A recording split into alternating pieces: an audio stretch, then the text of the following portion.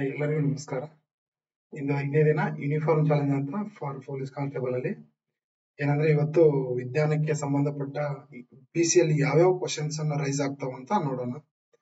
ಅಂದ್ರೆ ಜಾಸ್ತಿ ಕ್ವಶನ್ ಯಾವ್ದ್ರ ಮೇಲೆ ಬರ್ತಾವ, ಯಾವ್ಯಾವ ಟಾಪಿಕ್ ಅಲ್ಲಿ ಇಂಪಾರ್ಟೆಂಟ್ ನಮ್ಗೆ, ಅಂದ್ರೆ ಸ್ವಲ್ಪ ಟಾಪಿಕ್ ನಾವು ನೋಡ್ಕೊಂಡ್ರೆ ಸ್ವಲ್ಪ ವಿಜ್ಞಾನನ ನಾವು ಇತ್ತೀಚೆಗೆ ಏನ್ ಮಾಡ್ತಾ ಇದಾರೆ ಅಂದ್ರೆ ಪೊಲೀಸ್ ಕಾನ್ಸ್ಟೇಬಲ್ ಅಲ್ಲಿ ಅತಿ ಹೆಚ್ಚು ವಿಜ್ಞಾನ ಕ್ವಶನ್ ಗಳನ್ನ ಏನ್ ಮಾಡ್ತಾರೆ, ಸೈನ್ಸ್ ಕ್ವಶನ್ ಅನ್ನ ಏನ್ ಮಾಡ್ತಾ ಇದಾರೆ, ರೈಸ್ ಮಾಡ್ತಾ ಇದಾರೆ.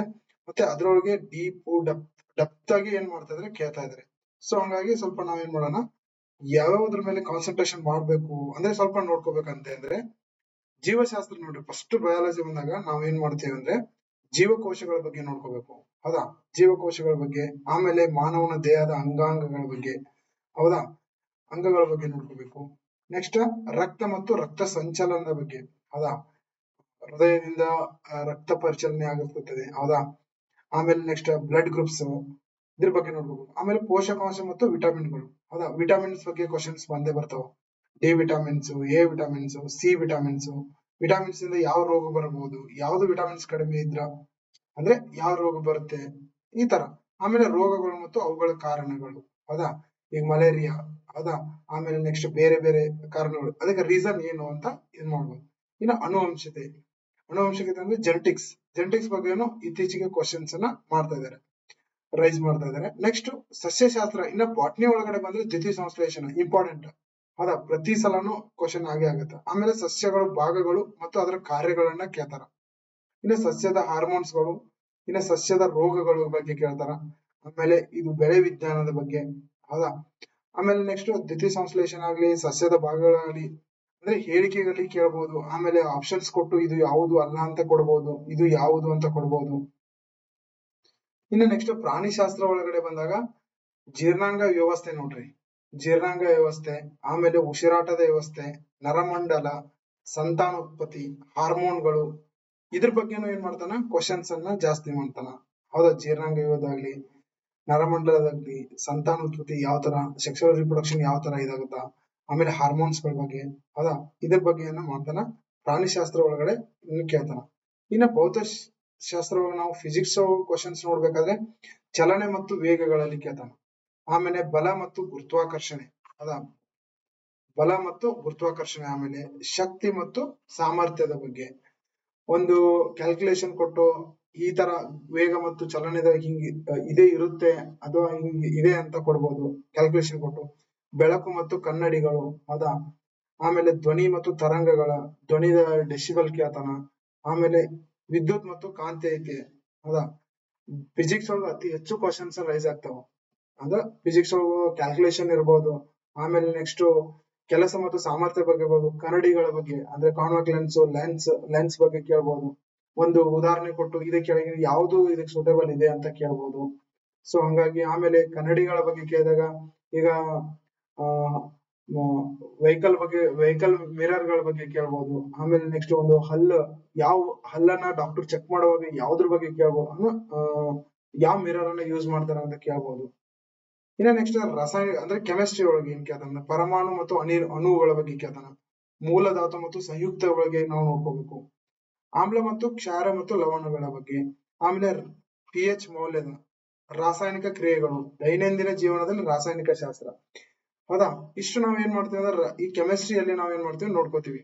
ಬಯಾಲಜಿಲೂ ಅಷ್ಟೇ ಮತ್ತೆ ಫಿಸಿಕ್ಸ್ ಅಲ್ಲೂ ಅಷ್ಟೇ ಎಲ್ಲಾ ಕ್ವಶನ್ ಅಲ್ಲೂ ಈಕ್ವಲ್ ಆಗಿ ನಮ್ಗೆ ಏನ್ ಮಾಡ್ತಾನೆ ಅಂದ್ರೆ ಪ್ರತಿ ಕ್ವಶನ್ ಪೇಪರ್ ಅಲ್ಲೂ 10 ರಿಂದ 15 ಕ್ವಶನ್ಸ್ ಅನ್ನ ಏನ್ ಮಾಡ್ತಾನೆ ಅಂದ್ರೆ ರೈಸ್ ಮಾಡಿರ್ತಾನೆ. ಸೊ ಹಂಗಾಗಿ ನಾವು ವಿಜ್ಞಾನ ಬಗ್ಗೆ ಸ್ವಲ್ಪ ಕಾನ್ಸಂಟ್ರೇಷನ್ ಮಾಡ್ಬೇಕು. ಅಂದ್ರೆ ಈ ಮೇನ್ ಇಂಪಾರ್ಟೆನ್ಸ್ ಪಾಯಿಂಟ್ಸ್ ಗಳನ್ನ ನಾವು ಓದ್ಕೊಂಡ್ರೆ ಸೊ ಕ್ಲಿಯರ್ ಆಗಿ ನಾವು ಕ್ವಶನ್ ಅನ್ನ ಟಚ್ ಮಾಡಬಹುದು ಅಂತ, ಹೌದಾ? ಆಮೇಲೆ ನಾನು ಏನ್ ಮಾಡ್ತೀನಿ, ಕ್ವಶನ್ಸ್ ಟಾಪ್ 20 ಅಥವಾ 30 ಕ್ವಶನ್ಸ್ ತಗೊಂಡು ಪ್ರತಿಯೊಂದು ಆಪ್ಷನ್ ಅನ್ನ ನಾನು ಎಕ್ಸ್ಪ್ಲೇನ್ ಮಾಡ್ಕೋತಾ ಹೋಗ್ತಾ ಇರ್ತೀನಿ ಮುಂದಿನ ವಿಡಿಯೋಗಳಲ್ಲಿ. ಸೈನ್ಸ್ ಆಗ್ಲಿ ಯಾವ್ದೇ ಕ್ವಶನ್ ಪೇಪರ್ ತಗೊಂಡು ಅದ್ರೊಳಗಿನ ಒಂದು ಕ್ವಶನ್ಸ್ ಅನ್ನ ತಗೊಂಡು ಪ್ರತಿಯೊಂದು 360 ಆಂಗಲ್ ಅಲ್ಲಿ GK ಅನ್ನ ಕವರ್ ಮಾಡ್ತಾ ಹೋಗೋಣ. ಇನ್ ನೋಡ್ರಿ ಎನ್ವೈರನ್ಮೆಂಟಲ್ ಸೈನ್ಸ್, ಪರಿಸರ ವ್ಯವಸ್ಥೆ ನೋಡ್ರಿ, ಹೌದಾ? ಆಮೇಲೆ ಈ ಪರಿಸರ ವ್ಯವಸ್ಥೆ ಬಗ್ಗೆ ಕೇಳ್ಬೋದು. ಆಮೇಲೆ ಆಹಾರ ಸರಪಳಿ ಬಗ್ಗೆ ಕೇಳ್ಬೋದು, ಜೀವ ವೈವಿಧ್ಯತೆ ಕೇಳ್ಬೋದು, ಹಸಿರುಮನೆ ಪರಿಣಾಮದ ಬಗ್ಗೆ ಕೇಳ್ತಾನ. ಆಮೇಲೆ ಜಾಗತಿಕ ತಾಪಮಾನ ಏರಿಕೆ, ಮಾಲಿನ್ಯ ಮತ್ತು ನಿಯಂತ್ರಣ, ಏನಂದ್ರೆ ಪರಿಸರ ವಿಜ್ಞಾನ ಒಳಗ ಇಂಥ ಕ್ವಶನ್ಸ್ ಇದ್ರ ಮೇಲೆ ನಾವು ಫೋಕಸ್ ಮಾಡ್ಬೇಕು. ಇದ್ರ ಮೇಲೆ ಫೋಕಸ್ ಮಾಡಿದ್ರೆ ಇವು ಏನಾಗ್ತದಂದ್ರೆ ಆ ಕ್ವಶನ್ಸ್ ನಮ್ಗೆ ಅಲ್ಲಿ ರೈಸ್ ಆದಾಗ ನಾವು ಟಚ್ ಮಾಡ್ಬೋದು ಅಂತ. ಈ ಸಲವಾಗಿ ಹೆಂಗ್ ಮಾಡ್ತಾ ಇದ್ದಾನೆ ಎಲ್ಲ ಹೇಳಿಕೆ ಒಳಗೆ ಕೇಳ್ತಾ ಇದ್ದಾನೆ. ಅವಾಗ ಹೇಳಿಕೆಯಲ್ಲಿ ಕೇಳ್ಬೋದು ಅಥವಾ ಸರಿಯೋ ತಪ್ಪು ಅಂತ ಕೇಳ್ಬೋದು. ಆಮೇಲೆ ಈಗ ಒನ್ ಲೈನ್ ಕ್ವಶನ್ಸ್ ಬಹಳ ಕಡಿಮೆ ಆಗಿದೆ. ಸೊ ಕೆಇದವರು ಈ ಸಲ ಕೆಇದವರು ಎಕ್ಸಾಮ್ ನಡೆಸ್ತಾ ಇದ್ದಾರೆ ಅಂದ್ರೆ ನೋಟಿಫಿಕೇಶನ್ ಅಲ್ಲಿ ಸ್ವಲ್ಪ ಜಾಸ್ತಿ ಏನೋ ಹೇಳಿಕೆಗಳು ಬರ್ತಾವ. ಅದ್ರೊಳಗೂ ನಾವು ಹೇಳಿಕೆಗಳನ್ನ ತಿಳ್ಕೊಬೇಕಾಗತ್ತ. ಇನ್ನು ಆರೋಗ್ಯ ಮತ್ತು ಪೌಷ್ಟಿಕತೆ ನೋಡ್ರಿ, ವಿಟಮಿನ್ಸ್ ಬಗ್ಗೆ ಅದೇ ಹೇಳಿದ್ನಲ್ಲ, ವಿಟಮಿನ್ಸ್ ಮತ್ತು ಅದರ ಕೊರತೆಗಳ ಬಗ್ಗೆ, ಲಸಿಕೆಗಳು, ಸಾಂಕ್ರಾಮಿಕ ರೋಗ ಬಳಕೆ, ಆಮೇಲೆ ರೋಗ ನಿರೋಧಕ ಶಕ್ತಿಗಳ ಬಗ್ಗೆ ನೋಡ್ಕೋಬೇಕು. ಆರೋಗ್ಯಕರ ಆಹಾರ. ಹೌದಾ, ನಾವು ಏನ್ ಮಾಡ್ಬೇಕಂದ್ರೆ ಫಸ್ಟ್ ಈ ಪೌಷ್ಟಿಕತೆ ಮತ್ತು ಆರೋಗ್ಯ, ಈ ವಿಟಮಿನ್ಸ್ ಗಳ ಬಗ್ಗೆ ನೋಡ್ಕೋಬೇಕಾದ್ರೆ ಡೀಟೇಲ್ ಆಗಿ ಡೆಪ್ತ್ ಆಗಿ ಏನ್ ಮಾಡಿದಾನೆ ಅಂದ್ರೆ ಸಿಕ್ಸ್ತ್ ಅಲ್ಲಿ ಸೈನ್ಸ್ ಬುಕ್ ಅಲ್ಲಿ ಚೆನ್ನಾಗಿ ಕೊಟ್ಟಿದ್ದಾನೆ. ಹೌದಾ, ಅದನ್ನ ನಾವು ಸಿಕ್ಸ್ತ್ ಮತ್ತು ಸೆವೆಂತ್ ಸೈನ್ಸ್ ಬುಕ್ ಅಲ್ಲಿ ನಾವು ನೋಡಿದ್ರೆ ವಿಟಮಿನ್ಸ್ ಬಗ್ಗೆ ಮತ್ತು ಆ ಸಾಂಕ್ರಾಮಿಕ ರೋಗಗಳ ಬಗ್ಗೆ ಮತ್ತು ಇದ್ರ ಬಗ್ಗೆ ವಿಟಮಿನ್ಸ್ ಬಗ್ಗೆ ನಮಗೆ ಗೊತ್ತಾಗ್ಬಿಡುತ್ತೆ. ಇನ್ನ ನೆಕ್ಸ್ಟ್ ಅಂತರಿಕ್ಷ ವಿಜ್ಞಾನ ನೋಡ್ರಿ, ಇದ್ರೊಳಗೂ ಕೇಳ್ತಾನೆ. ಸೌರವ್ಯೂಹ ಕೇಳ್ಬೋದು, ಗ್ರಹಗಳು ಕೇಳ್ಬೋದು, ಮತ್ತು ಅದ್ರ ಉಪಗ್ರಹಗಳು, ಗ್ರಹಗಳು ಕೇಳಿ ಇದರ ಉಪಗ್ರಹಗಳು ಯಾವುವು ಅಂತ ಕೇಳ್ಬೋದು. ಆಮೇಲೆ ಸೂರ್ಯಗ್ರಹಣ ಮತ್ತು ಚಂದ್ರಗ್ರಹಣ ಬಗ್ಗೆ ಕೇಳ್ಬೋದು. ಸೂರ್ಯಗ್ರಹಣ ಅಂದ್ರೆ ಏನು, ಚಂದ್ರಗ್ರಹಣ ಅಂದ್ರೆ ಏನು ಕೇಳ್ಬೋದು. ಆಮೇಲೆ ಭಾರತದ ಬಾಹ್ಯಾಕಾಶ ಕಾರ್ಯಕ್ರಮಗಳ ಬಗ್ಗೆ ಕೇಳ್ಬೋದು.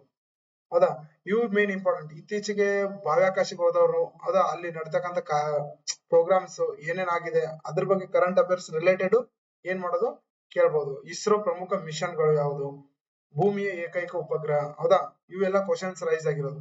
ಸೂರ್ಯ ಒಂದು ನಕ್ಷತ್ರ, ಭಾರತದ ಮೊದಲ ಅಂತರಿಕ್ಷ ರಾಕೇಶ್ ಶರ್ಮಾ. ಏನ್ ಮಾಡೋದು ನಾವು ಇವೇನದಾವಲ್ಲ, ನಾವು ಇದ್ರ ಸ್ವಲ್ಪ ನಾವು ಈ ವಿಷಯಗಳ ಬಗ್ಗೆ, ಈ ಟಾಪಿಕ್ ಬಗ್ಗೆ ನಾವು ಒಂದ್ ಸ್ವಲ್ಪ ಫೋಕಸ್ ಮಾಡಿದ್ರೆ ಚೆನ್ನಾಗಿ ಸ್ಕೋರ್ ಬರುತ್ತೆ ಅಂತ. ಹೌದಾ, ಒಳ್ಳೆ ಒಳ್ಳೆ ಒಂದು ರಿಸಲ್ಟ್ ಬರ್ಬೋದು. ಅಂದ್ರೆ ನಾವು ಎಲ್ಲಾ ಕ್ವಶನ್ಸ್ ಅನ್ನು ಟಚ್ ಮಾಡ್ತೀವಿ ಅಂತ. ನಾನ್ ಮೇನ್ ಟಾಪಿಕ್ಸ್ ಅನ್ನ, ಈ ಟಾಪಿಕ್ಸ್ ಗಳನ್ನ ನಾವು ಕ್ಲಿಯರ್ ಮಾಡಿ ಅಂದ್ರೆ ಓದಿದ್ರೆ, ಇದ್ರ ಬಗ್ಗೆ ಕಾನ್ಸಂಟ್ರೇಷನ್ ಮಾಡಿದ್ರೆ ನಮ್ಗೆ ಚೆನ್ನಾಗಿರೋ ಒಂದು ರಿಸಲ್ಟ್ ಬರ್ಬೋದು ಅಂತ ಹೇಳ್ತಾ ಇದ್ದೀನಿ. ಈ ನೆಕ್ಸ್ಟ್ ನಾನು ಅದೇ ಹೇಳ್ತಾ ಇದ್ದೀನಲ್ಲ, ಸೈನ್ಸ್ ಬಗ್ಗೆ ನಾನು ಏನ್ ಮಾಡ್ತೀನಿ ಅಂದ್ರೆ ಒಂದು 20-30 ಕ್ವಶನ್ ತಗೊಂಡು ಪ್ರತಿಯೊಂದು ಆಪ್ಷನ್ ಟು ಆಪ್ಷನ್ ನಾನು ಎಕ್ಸ್ಪ್ಲೇನ್ ಮಾಡ್ತಾ ಹೋಗ್ತೀನಿ. ಮತ್ತೆ ನೆಕ್ಸ್ಟ್ ಹಿಂದಿನ ಪ್ರೀವಿಯಸ್ ಕ್ವಶನ್ ಪೇಪರ್ ನ ಡಿಸ್ಕಷನ್ ಮಾಡ್ತಾ ಹೋಗೋಣ. ಇವಾಗ ಸ್ಟಾರ್ಟಿಂಗ್ ಇರೋದ್ರಿಂದ ಸ್ವಲ್ಪ ನಾನು ಏನ್ ಮಾಡ್ತಾ ಇದ್ದೀನಿ, ಬೇಸಿಕ್ ಅನ್ನ ಹೇಳ್ತಾ ಹೋಗ್ತಾ ಇದ್ದೀನಿ.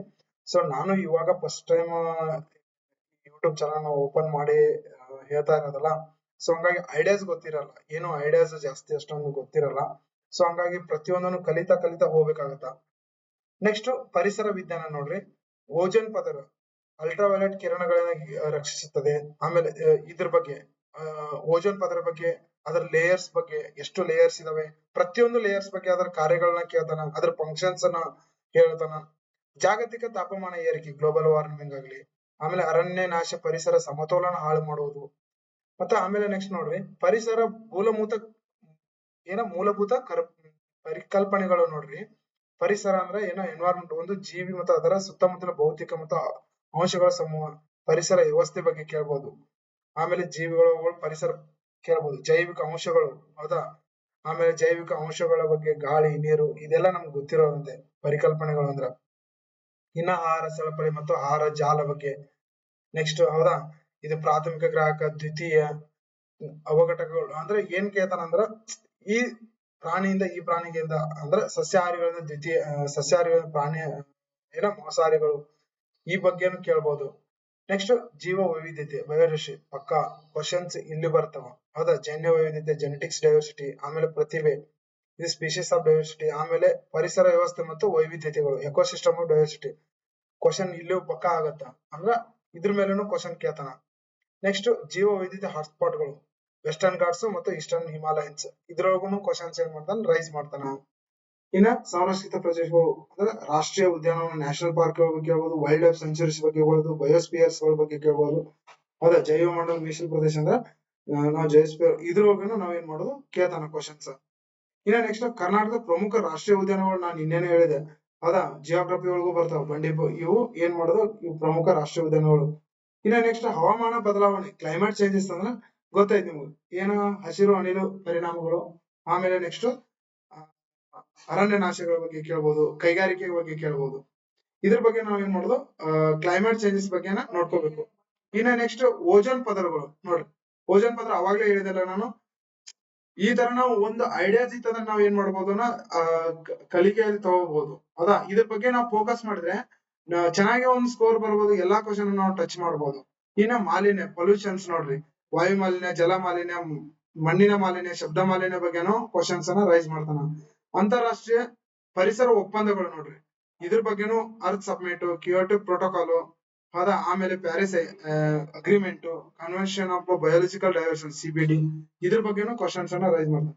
ಇನ್ನ ಕರ್ನಾಟಕ ವಿಶೇಷತೆ ಅಂದ್ರೆ ಇವು Bhadra tiger reserves, Bannerghatta national park, Dandeli wild sanctuary ಅದಾವು ಲೈಫ್ ಸೆಂಚುರಿ. ಇನ್ನ ಕರ್ನಾಟಕ ಪಶ್ಚಿಮ ಘಟ್ಟಗಳು ಮತ್ತು ಪ್ರಮುಖ ಭಾಗಗಳ ಬಗ್ಗೆ ಕೇಳ್ತಾನ. ಆಮೇಲೆ ಜೈವ ವೈವಿಧ್ಯತೆ ದೇಶದ ಪ್ರಮುಖ ರಾಜ್ಯದಲ್ಲಿ ಒಂದು ಅದ. ನಾವ್ ಏನ್ ಮಾಡ್ಬೇಕು, ಇಂತ ವಿಶೇಷತೆಗಳನ್ನ ಏನ್ ಮಾಡ್ಬೇಕಂದ್ರೆ ಈ ಟೈಗರ್ ರಿಸರ್ವ್ಸ್, ಆಮೇಲೆ ನ್ಯಾಷನಲ್ ಪಾರ್ಕ್ಸ್, ಈ ವೈಲ್ಡ್ ಲೈಫ್ ಸೆಂಚುರೀಸ್ ಇವ್ ಏನಾವಲ್ಲ ಇವ್ ನಾವು ಸ್ವಲ್ಪ ಏನ್ ಮಾಡಿದ್ರೆ ನೋಡ್ಕೋಬೇಕಾಗತ್ತೆ. ಆಮೇಲೆ ಇನ್ನ ಹೆಚ್ಚಾಗಿ ಕೇಳುವಂತ ಪ್ರಶ್ನೆಗಳು ನೋಡ್ರಿ, ಈ ಟಾಪಿಕ್ ಮೇಲೆ ಜಾಸ್ತಿ ಕ್ವಶನ್ಸ್ ಬರ್ತಾವ. ರಾಮ್ಸರ ಸೈಟ್ ಆಗಿರ್ಬೋದು, ಬಯೋಸ್ಪಿಯರ್ ಟೈಗರ್ ಆಗಿರ್ಬೋದು, ರೆಡ್ ಡಾಟಾ ಬುಕ್ ಆಗಿರ್ಬೋದು, IUCN ವರ್ಗೀಕರಣ, ಇದು sustainable development global goals, carbon credits ಬಗ್ಗೆ ಕೇಳ್ಬೋದು, ಎಕಾಲಜಿ ಬಗ್ಗೆ ಕೇಳ್ಬೋದು, ಆಮೇಲೆ ಪಿರಾಮಿಡ್ಸ್ ಬಗ್ಗೆ ಕೇಳ್ಬೋದು, ವೆಟ್ಲ್ಯಾಂಡ್ಸ್ ಕನ್ಸರ್ವೇಷನ್. ಈ ಹೆಚ್ಚಾಗಿ ಇಲ್ಲಿ ಏನ್ ಮಾಡ್ತಾನಂದ್ರೆ ಈ ಟಾಪಿಕ್ ಬಗ್ಗೆ ಸ್ವಲ್ಪ ಕ್ವಶನ್ಸ್ ಅನ್ನ ರೈಸ್ ಮಾಡ್ತಾನ. ಸೊ ಹಂಗಾಗಿ ನಾವ್ ಏನ್ ಮಾಡ್ಬೇಕು, ಎಲ್ಲಾನು ಏನ್ ಮಾಡ್ಬೇಕು ನೋಡ್ಕೊಂತ ಹೋಗ್ತಾ ಹೋಗ್ಬೇಕು. ಹೌದಾ, ನಾನು ಇವಾಗ ಏನ್ ಎಕ್ಸ್ಪ್ಲೇನ್ ಮಾಡಿ ಇವೇನ್ ಟಾಪಿಕ್ ಇಂಪಾರ್ಟೆಂಟ್ ಟಾಪಿಕ್ ಏನಿಲ್ಲ, ಈ ಟಾಪಿಕ್ ಮೇಲೆ ನಾನು ಕ್ವಶನ್ಸ್ ಪ್ರತಿಯೊಂದು ಟಾಪಿಕ್ ಮೇಲೆ ನಾನು ಏನ್ ಮಾಡ್ತೀನಿ, ವಿಶೇಷ ಟಾಪಿಕ್ ಅನ್ನು ತಗೊಂಡು ಏನ್ ಮಾಡ್ತೀನಿ ಅಂದ್ರೆ ಒಂದು ಕ್ಲಾಸ್ ಅನ್ನ ಮಾಡ್ತೀನಿ. ಹೌದಾ, ಓಕೆ, ಇದನ್ನ ಹಂಗೆ ಕಂಟಿನ್ಯೂ ಮಾಡಿ. So thank you so much.